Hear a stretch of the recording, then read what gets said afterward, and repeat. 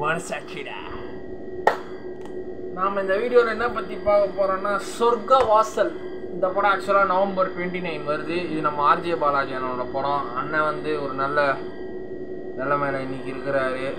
Cricket கமெண்ட்ரிலாம் பண்ணி நம்மளெல்லாம் சிரிக்க வச்சு இன்றைக்கி சூர்யா அண்ணன் படத்தை டைரக்ட் பண்ணுறாரு. வேறு லெவல். என்ன ஒரு முன்னேற்றம். வாவ். காமெடி கேரக்டராக பார்த்து இந்த ஆர்ஜே பாலாஜி அண்ணன் நம்ம ரன் பேபி ரன்னில் ஒரு சீரியஸான கேரக்டராக பார்த்தோம். அதுக்கப்புறம் வீட்டில் விசேஷம் காமெடி படம், அம்முக்குத்தி அம்மன், இந்த மாதிரி நிறைய, சிங்கப்பூர் சலூன் அதுவும் எனக்கு ரொம்ப பிடிச்சிருந்துது அந்த படம்.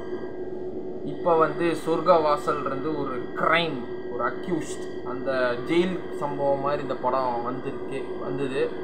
கேள்விப்பட்ட டீசர் பார்த்தா அதோட ரியாக்ஷன் தான் இப்போ பார்ப்போம். Thing studios. ஐயோ, ஜெயிலுக்குள்ளே ஒருத்தன் பிளேடு போட்டுருக்குறான்டா. ஃபுல் ஷேவ் பண்ணிட்டு வாயில் பிளேடு வச்சுட்டுருக்குறான். கொக்கை ஜெயிலில் பிஸ்னஸ். நாங்கள் பழும் துயரங்களை வைக்கிறோம்.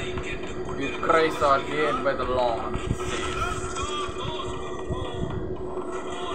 ஜெயிலில் ஒரு முரட்டுத்தனமான ஒரு வேலை. Enduring support loss. Ravi Raghavendra sir, Anirudh சாரோட அப்பா, அவர் நடிக்கிறார் இந்த படத்தில்.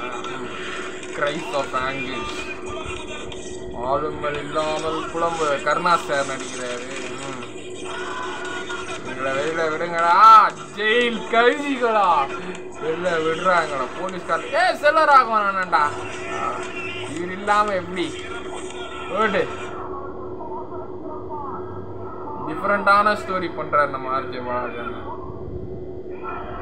ஆனால் ஃபேஸை காட்டுறாங்க, போட்டு அடி வாங்குறாரு, அடிக்கிறாரு, ரத்தம் பிளட் பாத்லேருந்து எழுந்து வர்றாரு.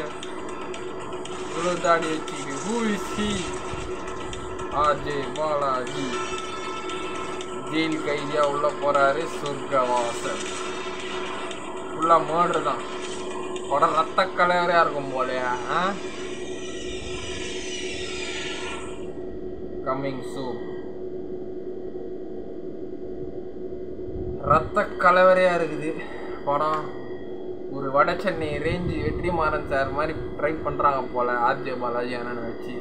ஒர்க் அவுட் ஆகுதா ஆகலையான்னு படம் வந்த பிறகு தான் தெரியும். பார்ப்போம்.